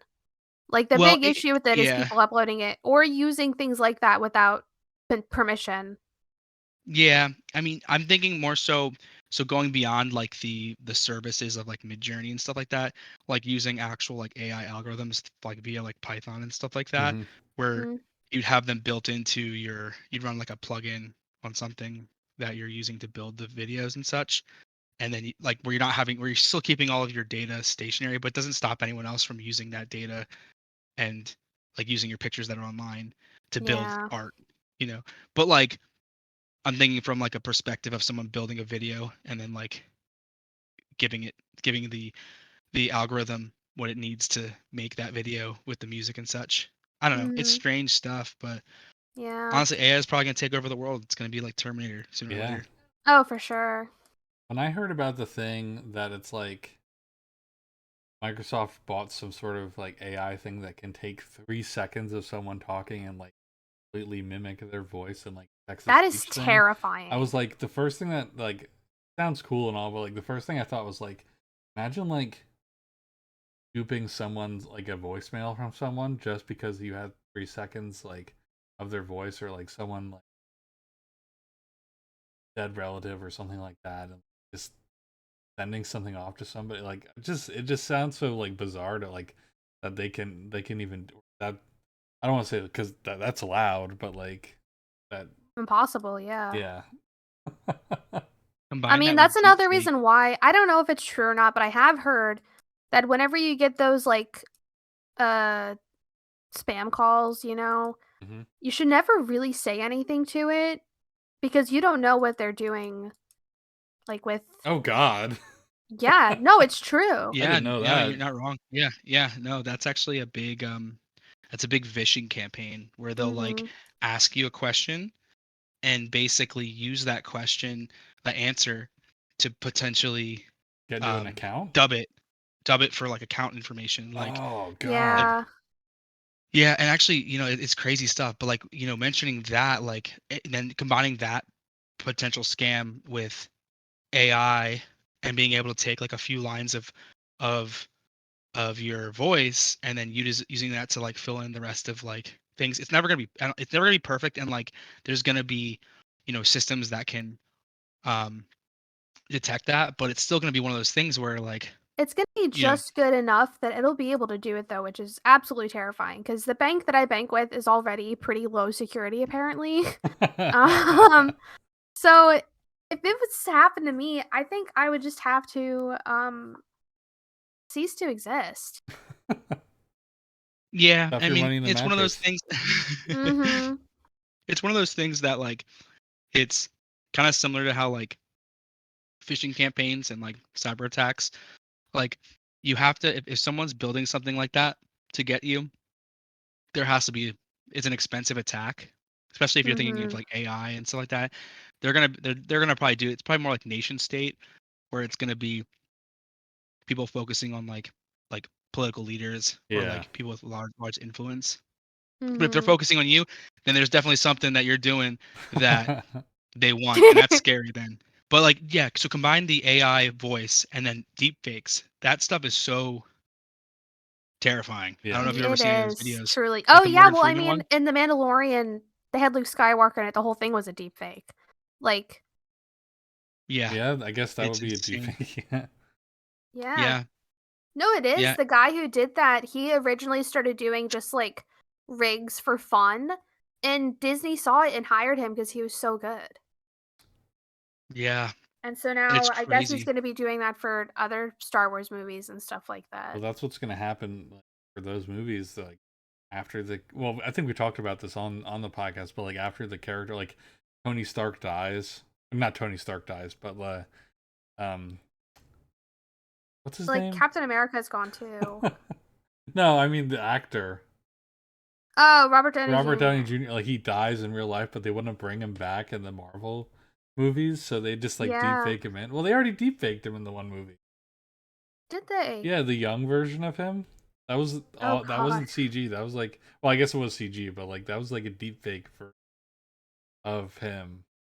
It's just so weird to think about. That's so weird. Oh, for some reason I thought you like mentioned like Robert Downey Jr. died, and I was like, wait, he died? Oh no, Like, no, no! Like one I was like, one oh my goodness. day, Yeah, one day he will Someday. die. So yeah. Unless they're successful with that, oh, which is creepy. I don't like to think about it, but they're working on like, how they did like a head transplant type deal. oh god, What? yeah. Like No. like, Don't they're no. working on brain transplants, and I'm like, No, that No. that is getting to a point where uh Gee, have I you am ever heard the story? I guess it's a novel series called Unwind. no, I have not. So it's basically like a dystopia utopia type book where they figured out the science behind doing perfect transplants for every single piece in your body. right? Ooh. Like every little muscle, every little fiber, they can put it in someone else's body. But the catch is that it like still holds a piece of the person before, like the original person. But it's gotten to this weird point in this universe where there are kids who are tithed like to be unwound basically um like religiously. They sacrifice themselves. If you're a ward of the state and like you're not adopted by a certain age, they'll send you to be unwound. Which Oh is like wow. taking all of your pieces apart and giving it to someone else to use. And your parents can also just decide to send you. Like it's crazy. But the way that things are like moving to be more like that is Very. terrifying. Yeah, like, Yeah, that's hmm. yeah, not cool.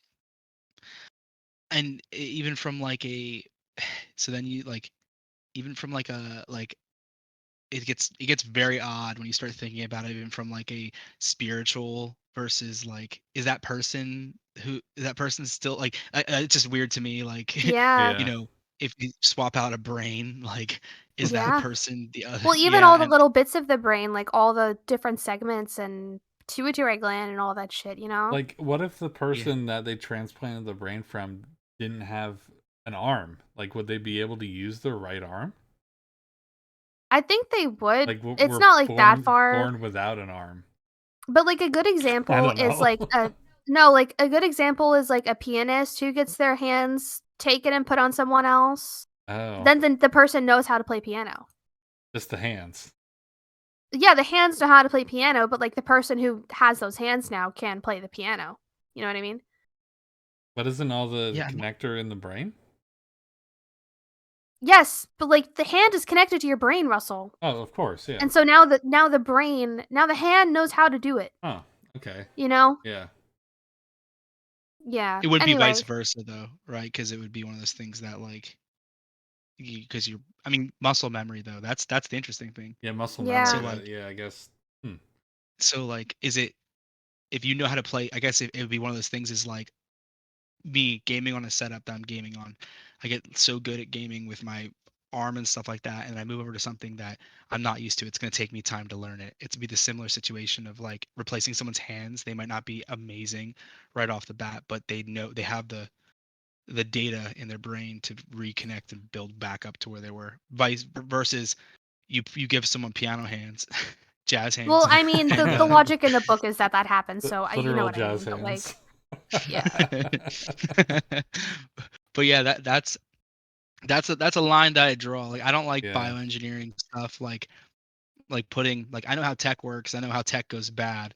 So I mean I think it's cool when we find ways to like for example my buddy Colin he's in a wheelchair so I do a lot of research on like um the connecting the like what how bioengineering can help uh fix people that can't walk Mhm. with their spines and like we're actually at a point which is insane last at the beginning of last year this got pushed over from Switzerland they were doing a bunch of trials over there where they were able to um put like a optical I think it's like an optical like connector in your spine that then connects your spine together and gives your brain the ability to relearn to make that connection and they Insane. they were successful with the trials that they did in Switzerland and they got pushed over here for like an emergency FDA like trials like to pass because it's like one of Mhm. those things it's like a breakthrough but like looking into that stuff I'm like that's an area where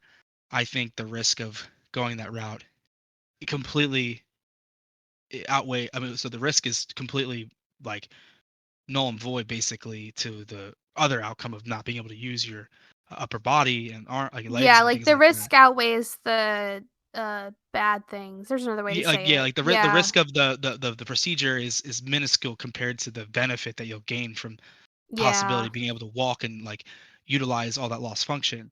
So I think that's a cool area. But like when we start thinking about like introducing um like like smart functionalities in your body, like chips and things like The that, and like Neuralink Mhm. stuff.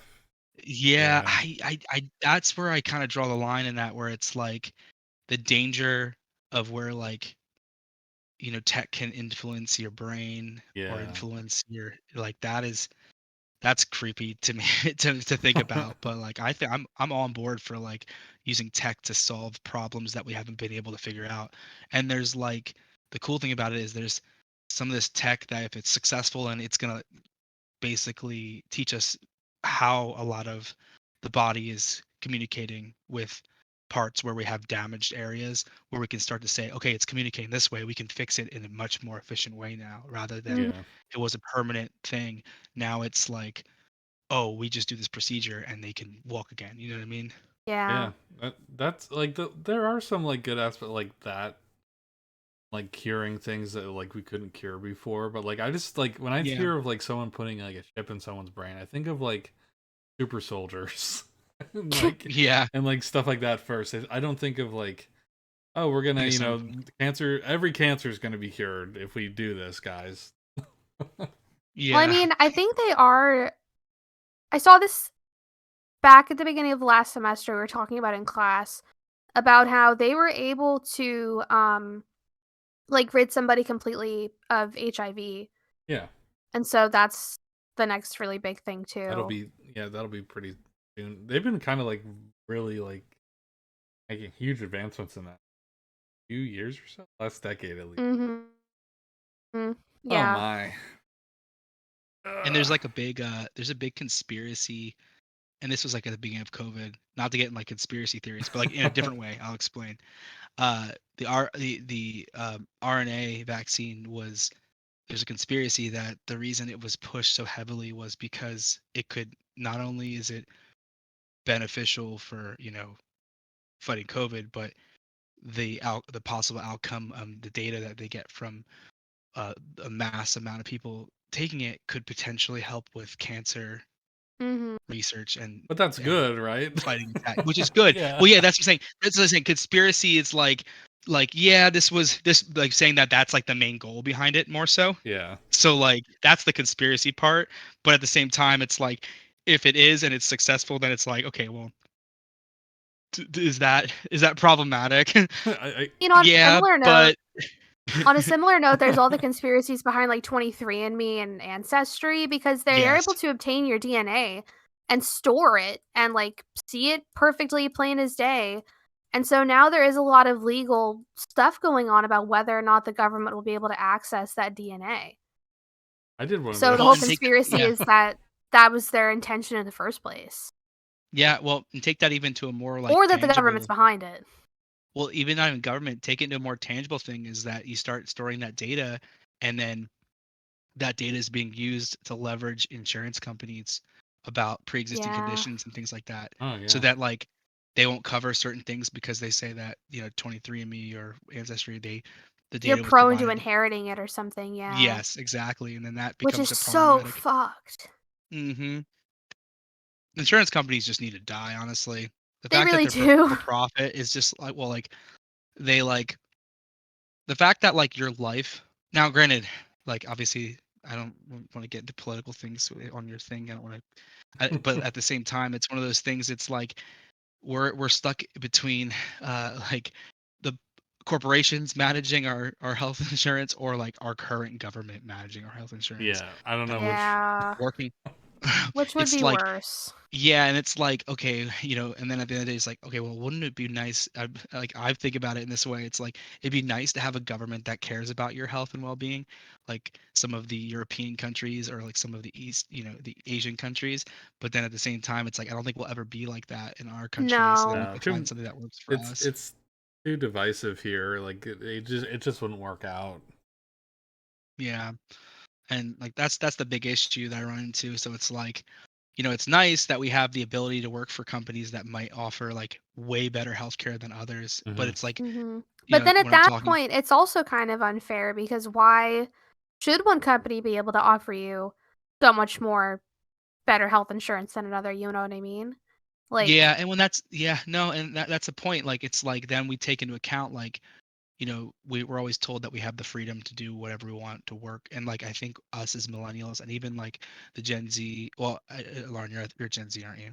yeah, technically. Yeah, technically. But you're like right at the cusp and like and we're at the cusp of being there too. But it's like one of those things Yeah. is we're now, especially in the IT realm, we're the expectation for us as workers is if we're not happy, we leave. It's not like it was like 20, 30 years ago when some of the benefits may Mhm. have been better at more companies. But Yeah. it's like I'm not going to work at a company that doesn't pay me well or doesn't offer benefits that I find as reasonable. So I'm Mhm. going to leave if it changes to that point. And like businesses are starting to realize that, and they're like, shoot, people they want to prioritize health over money. Oh People wanna crap. be Okay, well, treated like they're human beings? yeah. Oh my Oh, god. oh, Yeah. they don't want to eat poison. Okay, well, I guess we can start like investing more money into making better products. Like it's funny, like when that whole like McDonald's push for like real meat for like their quarter pounders or like real Mhm. beef, Yeah. like like I was talking to my sister who was at the time living in the UK, and she's like, yeah, they've never had that push because it's always been a requirement. Yeah, It's another always. thing too is in the UK. I watched a really interesting video essay about this recently, about makeup specifically and other products similar to that. About Mhm, there's such a long, long, long list of things and substances that are banned to be used in makeup and things like that in the UK and the EU and all those places. But mhm. here it's like one single page and it's like arsenic and that's it. Like and even in food over there, like, the same exact foods, like, if you look at a bag of chips here, like Lay's, here will have, like, 50 ingredients, but over there, it'll only have, like, 10 because that's all it's allowed to have there, and it's just so It's wild. crazy to me. Yeah, and you have to think about like how that has an effect on our metabolisms and our health Yep. and our Yeah. like longevity of like staying alive, and like you look at like the average life expectancy in the US, it's not really that high. And you take into a lot of things take into account like what we're consuming, how we're exercising on a regular basis. Like we have a different, like we're very compared to like European countries and stuff like that, their infrastructure kind of they're smaller, and their infrastructure Mhm. kind of supports the ability to walk and ride trains and Oh things like yeah. that. So that's Don't even get me Yeah. started on that. We're I gonna go love on a I 5-hour love tangent about walkability. Yeah. okay, yeah. So I am a complete believer of that. If I could walk everywhere, I would. Yeah. I love Yes. walking. And like and that would be like the funny thing about that is it's like that would be enough, like people don't understand like, oh, Americans just eat so much, they're so fat, and it's like It's no, what's it's in our not even food, that. like, even It's if we what's in do our eat yep. healthier, like, because Russell and I are trying to get on a diet type situation, but it even goes down to even the fresh fruit and, like, produce that we get is still treated with pesticides and, like, all sorts of other chemicals and comes into contact with so much just on the way to the grocery store, Yeah. Yeah. and, like, even, like, the quote unquote "healthier" options that we have here in the United States, it's still all mostly processed shit. So like it like Yeah. as soon as stuff comes into season and the farmers markets open again, that's where we plan on getting pretty much everything. Um There's oh, sorry. no, you're I fine, but interrupt you. it's just like it's so crazy. It's down to every single fiber of our infrastructure is why Americans are the way we are. And to an extent we can't help it because so much of it is run and like, overseen by the government. It's like, why does the government want us to be like this? Yeah. But And like the answer in the end is always capitalism and consumerism, so yeah, and Yeah. the thing is also like we have a big problem here in the States because we can't seem to make decisions via state without like yeah. thinking about the federal government. So then like everything just doesn't seem nothing gets done. Yeah. And Mhm. like you look at there's a picture I saw. It was like a picture of like Germany in the 90s or in the 80s, and it was like huge highways that looked just like ours, and then it showed that area now where it was actually like parks and walkways. Mhm. So they got rid of a lot of that stuff Hmm. in with the um because it was a mistake. It wasn't helpful for you know Yeah. their infrastructure and Yeah. their citizens. And it's Meanwhile, like here, I saw pictures comparing Detroit, like, 50 years ago, which was just, like, sprawling, super walkable, super urban city compared to today, they tore down, like, half of it to put highways in and shit like that.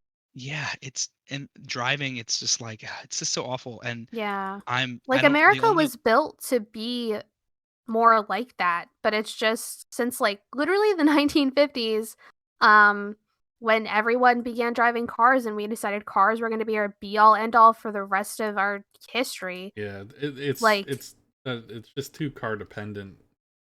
yeah.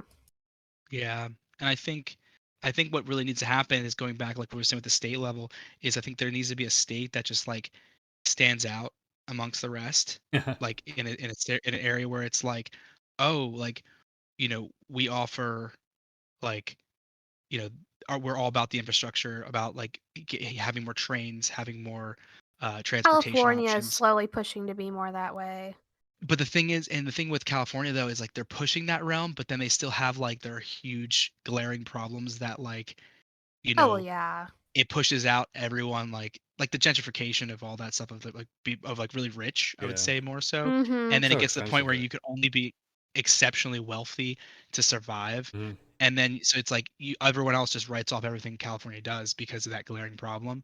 So then you Yeah. have to like think about like if you have a state where everyone's leaving their state to go to, then it's like that state's like, okay, we need to improve our quality of life using Mhm. them as like a as and that's the thing is like states have the power to do that, but it's like everyone wants to be the same Yeah. but then not be Mhm. the same. Like I was talking to my friend from the UK, and he's always like, I don't want to go there, I don't want to get shot, because he always sees all the headlines and stuff. Oh, well, But I yeah. yeah, and I Walk was like, outside, you might get Common shot. complaint, I guess.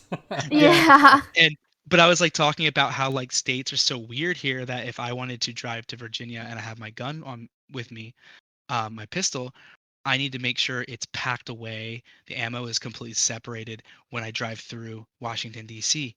And if I would get pulled over, it would and their cop, even though I could follow, I'm doing like the pass through laws, I could follow all of the right legal ways of doing it and still get a felony charge if they wanted to, Yeah. Yeah. And it's like stupid stuff like that where it's like there's no uniformity. And I understand like giving like states should have more power, but it's like one of those things where it's like a lot of things don't make sense here. And that kind of goes along with everything we're doing. Like Pennsylvania, like I mean I don't mind Pennsylvania to be honest, but it's because all I've ever known. But it's one of those things. It's like I would love for the ability to like Reading, for example, would be a prime example, getting the railroads back up and running where they're affordable to go to Philly. Yeah. Yeah. Like Like the imagine rail's and still there. It's fully functional, I think, right?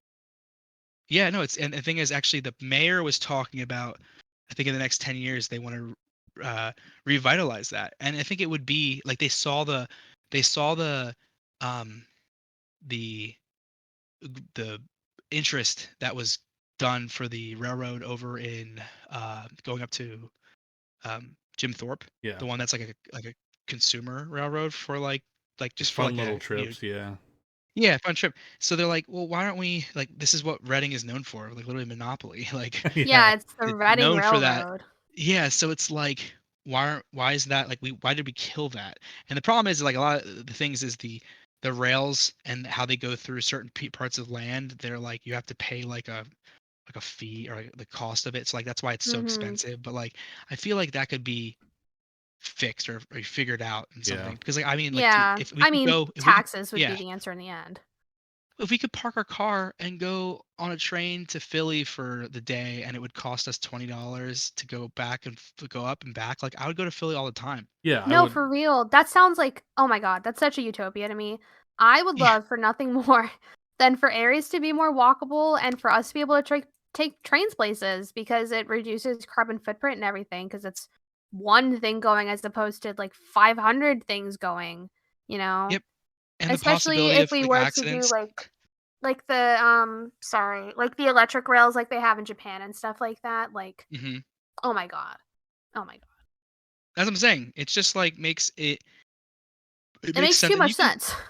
if you like in like living in like I know the train in Lancaster can go to Pretty Philly, but I much think it's everywhere.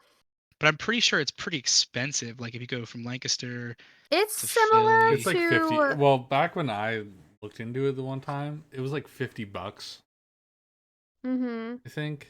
I don't know, but But going long distance, it's pretty similar to a plane ticket still because there was one time where I thought about coming up here on a train and even though the ride's so much longer, I considered it because I just thought it'd be fun.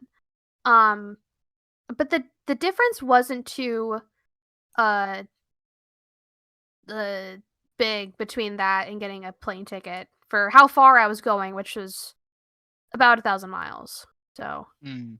But the train ride is so cool. it is. I would love to do it someday. Um, yeah. I did a train from um what's the place? The one train station closer, like in between here and Philly. Sorry, still getting over sickness. Um, it was Are you down what's with the, the what's the- sickness? yeah, I've been down with it for like freaking 2 weeks. I can't get over it. Oh But yeah, you did tell me about that. Never mind.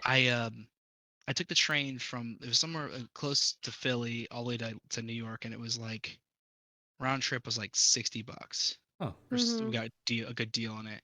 Now, like that's a what 2.5 hour drive, so it's with parking and everything, it's going to be a better value to take the train. Um, and it was like a really nice, I literally was on there for like 2 hours, and we were there, and it was like nice, and then we had like the return and everything. The only thing that stinks about it is it's sometimes confusing about like if you miss your train, like you're What do you screwed do? basically. Yeah, Yeah. you have to pay for the protection and stuff like that. And we it was a business trip, so like we had that because we did miss our train because it oh, like literally Oh opened the doors and then no. left like right after like literally what? less than a minute and a half later was gone because like they stop at each stop, but it was like we never rode the train before, and it was a good experience. But it's like when we were riding the train when we were in the UK, like we went to um Norwich for the day, which was about an hour from where we were staying. We walked to the train, and which was a nice walk.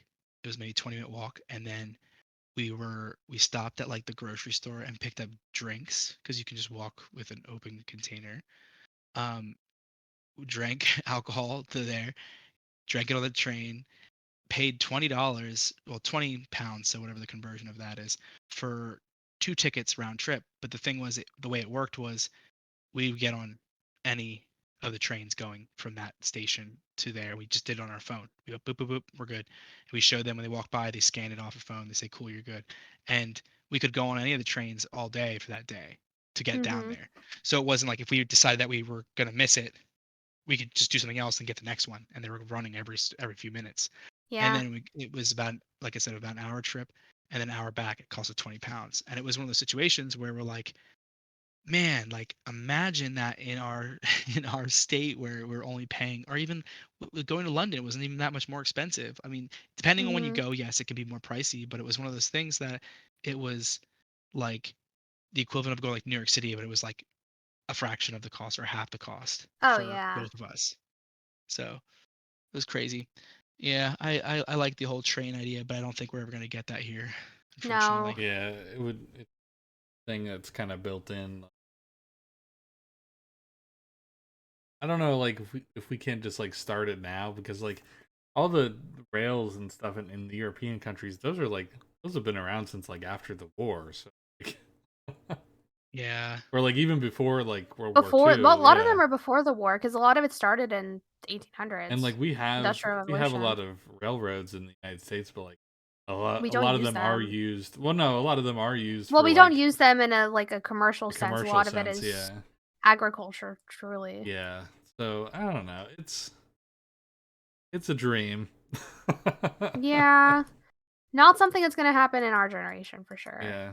Well, Well, they did say they just met the like railroad authority like met together to discuss back in July the possibility of restoring a passenger train from Philadelphia to Reading.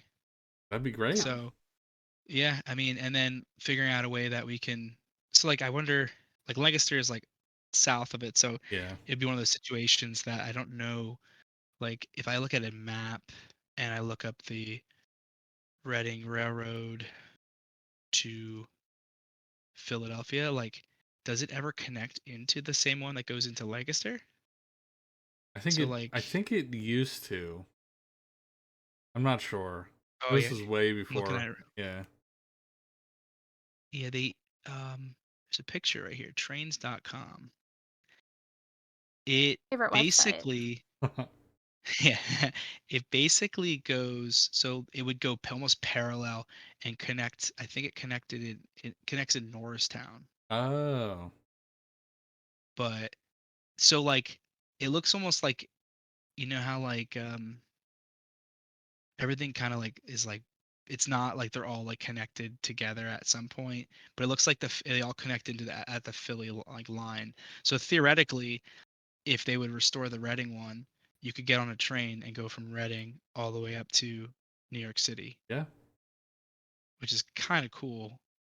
And then from there But you go all the way up to like New Hampshire because they I think their Amtrak goes all the way up there. yeah, and that like that's awesome. And if it was the thing is if it just was more affordable, like it is fun though. I will say It train is rides are really fun, like yeah. are more I haven't been fun on than one yet. I going. really want to. We should definitely do the Jim Thorpe one at some point. Yeah, Ooh. that's like a Take that one. historical train. Yeah, it's like a it's yeah, it's like an old looking train. You get like you can do food services and everything. They Ooh. like take you up at like I think you leave around like 9 or 10 and then they like leave they get there and then they leave around like you get like 3 or 4 hours in Jim Thorpe and then they Mhm. take you back. Um and then you know it's like it's like a more of like a yeah like a leisure ride, but Yeah. you can eat on the train and such. But yeah, that it seems pretty cool. I haven't been to Jim Thorpe in a hot minute though. Never been myself. They call it the it's I mean, I've been there. It's not in the same level as this because I've been to both places. Not bragging, but they say it's the Switzerland of PA. Oh. It is a really nice area, like especially like in the fall. I've seen pictures of it Yeah. in the fall. Like Oh. it's like in the middle of it's in the middle of nowhere, right? Basically, yeah. Yeah, I'm It's just kind of looking like at it has like a this. nice little town. Looks like a Harry Potter town. Yeah. Not really though. It looks like what a lot of people would picture a small town in the United States looking like, but like then like actual small towns in PA and the United States actually are just like a bunch of rows. Yeah. But yeah, Either that or a bunch of like mobile homes and like a 7-Eleven. yeah, it looks pretty nice. Like it's like nestled between two mountains. Ooh. Cool. All right, That well, sounds cool. JJ, it's time for bed for me. Yeah, I forgot you're an old man. Yeah, I'm an old man. Well, actually, I've been getting better. I go to bed at like 9:15 now, um so I'm getting better at it. No, I respect that. Lauren's staying up later too, so like I might Yeah. switch to like 10 if I can, but it's just I start at 7, so 9 is like cut off. I Yeah. start work No, at I can 7. see that. So Yeah. so yeah, thanks for jumping in. This was Yeah. Sorry it took way longer than 10 minutes. yeah, Oh my this god. was a longer than 10 minutes, but no one else in queue or anything, but that's okay. Yeah. Yeah, I mean, honestly, I would have if I wasn't in. I mean, to be honest, if I wasn't enjoying myself, I wouldn't have stayed. So I Oh, mean, that, yeah. Oh. no, I don't mean that in a rude way, but it's like no, it was good. We had good conversations, and obviously, if someone would have been after me, I would have, you know, Jumped I out. would be like, yeah, I'd be like time to get myself out of here. So, Yeah. but no, it was good. Yeah, good Yeah. Hope stuff. it hope it does. Hope maybe someday it might go viral if the band makes big, or maybe you get bigger than we are and it makes the band go viral. That'd Yeah, be great. I'll put a link. I'll put a link to your band, Wither Away, to the audience. I'll put a link to it in the description if anyone actually looks at that. But again, like we get like we have a few dedicated listeners and that's pretty much it. But we just do this for fun. Yeah. No, that's awesome, and that's I mean that's really what it always should be Yeah, for. we're Because waiting. like I said, If we do get yeah, big though, like we're we will only accept sponsor from Wawa. So, do you have anything nice to say nice. about Wawa before you leave? Um, we Wawa's awesome, and we once made a Wawa hoodie, a Wither Away hoodie from like With 5 or 6 years Wawa? ago. I think What? I still have it hanging up in my thing, so I'll have to show it to you guys some point. Wow. Oh. Actually, Okay. yeah, Huge Wawa fans. Okay. I'll link it to you guys, just the artwork that we had done for it. But yeah, we did this Yeah. like Awesome. probably 6 or 7 years ago. Cool. Yeah, once we get to like 100 people subscribed on YouTube, I'm gonna like start sending emails to their marketing team and be like, hey, I got a bunch of people from the area to listen to my podcast. If you want to like send me some codes for an advertising deal. Yeah. All we do is They like, might. what's that? I said they might like once yeah they like if it's especially because it's local to like more local to this area Yeah. and like the surrounding. I feel like they would be more interested. But then again I feel like some other people would have done. I mean that doesn't hurt from trying honestly. Yeah. Yeah. I See don't what I they don't say. listen to Yeah. any like Philadelphia area based podcasts, but like that's like my end goal. Like that's such a minor goal too. It's like if we ever did get big, I'd like start aggressively emailing them and like looking for an answer. Anything. I'll just advertise like double rewards or whatever, which is happening right now until February 5th, by the way. So Wow. Thank you so much for letting us know that unsponsored content. yeah.